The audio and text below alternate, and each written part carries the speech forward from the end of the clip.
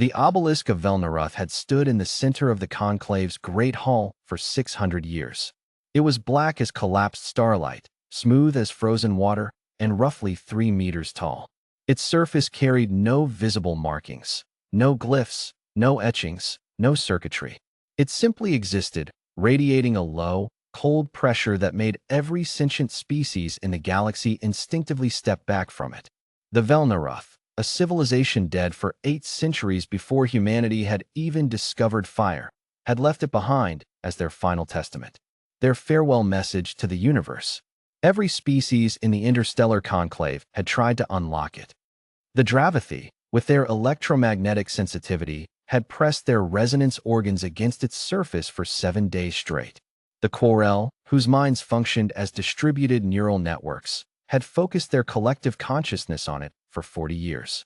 The Sethri, ancient, brilliant, patient, had built entire sciences around interpreting its silence. Nothing. The obelisk did not speak. The obelisk did not respond.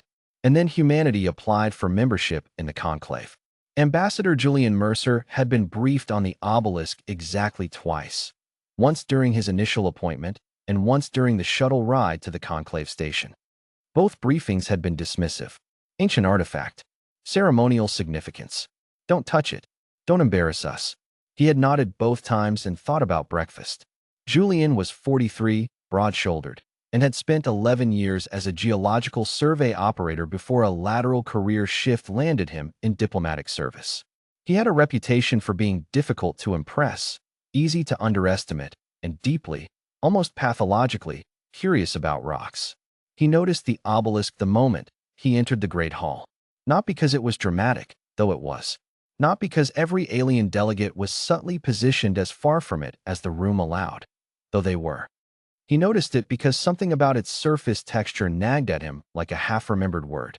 He stood before it during the opening reception while the Dravathi delegate made a speech about the harmony of the cosmos. Ambassador Mercer. Dr. Claire Dawson appeared at his elbow. She was the conclave's human liaison, 12 years stationed on the platform, fluent in 4 alien languages, and deeply practiced in the art of steering Julian away from trouble. The reception is behind you. What's the composition of this thing? He asked. Unknown. Surface grain pattern suggests a crystalline lattice, but the refraction is all wrong for anything in the known mineral index. Julian. Reception. Behind you. Has anyone done a spectrographic analysis? 7 species. Over 6 centuries. Walk away. He walked away.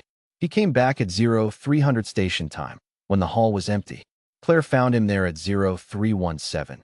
Because she had been in the business of finding Julian Mercer places, he wasn't supposed to be long enough that she had simply stopped going to bed when he was unsupervised. He was standing directly in front of the obelisk, close enough that his breath misted faintly against its surface. Julian. It's warm, he said. She stopped. What? Not room temperature. Warmer. A few degrees above ambient, at least. He tilted his head.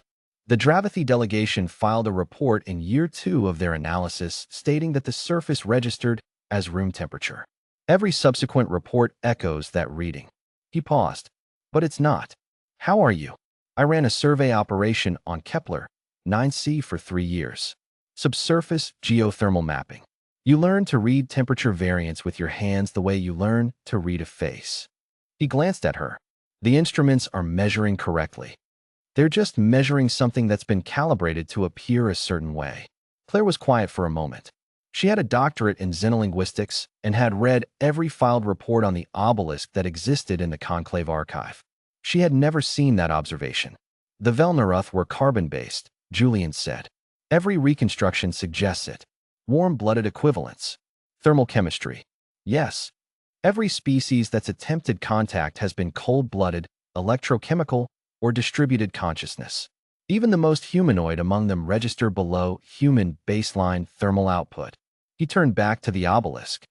No one has ever touched this thing at 37 degrees. The silence stretched. Julian, Claire said carefully. The conclave strictly prohibits physical contact with the artifact. I know. The prohibition exists because several early contact attempts caused measurable surface damage. I know that too. And you're going to touch it anyway. He looked at her over his shoulder. Not with recklessness. Not with the swagger of someone performing bravery. With the quiet, settled certainty of a man who had looked at a geological problem from 6 angles and was no longer guessing. "I think it's been waiting," he said. "I think it's been waiting for something specific, and everything that's tried has been close, but not quite right. And I think if I'm wrong, it does nothing, same as it's done for 600 years. Claire closed her eyes. Counted to 5. "Open them. Do it." Julian pressed his palm flat against the surface of the obelisk. The warmth that answered him was immediate and total, not heat radiating outward, but something recognizing heat coming in. The black surface remained black. The hall remained silent. Then, 7 seconds later, the obelisk breathed. There was no other word for it. The entire structure expanded by a fraction of a millimeter, barely visible, deeply felt, and then contracted. A sound emerged that was not quite sound. Something below hearing, above vibration, registered in the chest rather than the ears. Claire's hand flew to her mouth. The surface began to change. Not glowing, not projecting, changing. The smoothness resolved into texture, and the texture into structure, and the structure into patterns that moved like slow liquid across the face of the stone. They were not language. They were not mathematics. They were memory, Claire breathed. It's displaying memory. Images formed in the patterns. Not images that could be photographed, but images that pressed directly into the visual cortex of anyone watching.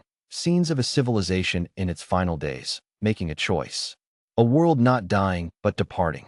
A people who had reached some threshold and stepped through it, leaving this behind not as a monument, but as a door.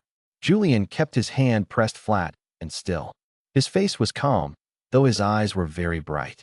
The patterns shifted and reorganized into something that was almost language, not Velnaroth script, not any catalog system, but something assembled for them, constructed from the biological signature Julian had provided.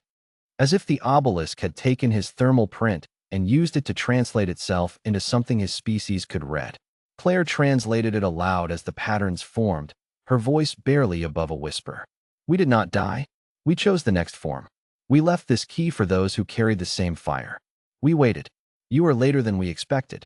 A pause. "You are also the first." The warmth in the obelisk deepened. The patterns spread until the entire surface was alive with them. And then, slowly, the top of the obelisk unsealed, a seam that had been invisible, perfect, that separated with a sound like a single clear note, and the interior was full of light. Not light as illumination. Light as information. By morning, every delegation in the conclave had been roused. Julian stood to the side of the hall while xenoscientists swarmed the now open obelisk, their instruments finally reading something, finally finding edges and data where 6 centuries had offered only surface. Claire stood beside him, her tablet logging everything, her expression caught between professional documentation and something that might, on a different face, have been called awe. "The Sethri Elder is furious," she said, not looking up from her tablet. "They'll get over it. They've had researchers assigned to this artifact for 400 years. And they did excellent work," Julian said, without irony. "Their spectral analysis is probably what gave us the thermal variance data, even if they didn't flag the conclusion." Claire finally looked at him. "You just opened the greatest xenoarchaeological mystery in recorded history with your hand." "With my hand and your translation," he said. She was quiet. "Then, that's going to be a very strange report to file. Tell them a geologist did it." He watched the light spill from the obelisk's open chamber, watched it fall across a floor that had been waiting 600 years for this particular morning. "Tell them it's always the people who know how to listen to rock." The hall filled with voices in 17 languages, instruments humming, delegates arguing, history cracking itself open like a seed finally given water. The obelisk said nothing more. It had said exactly enough.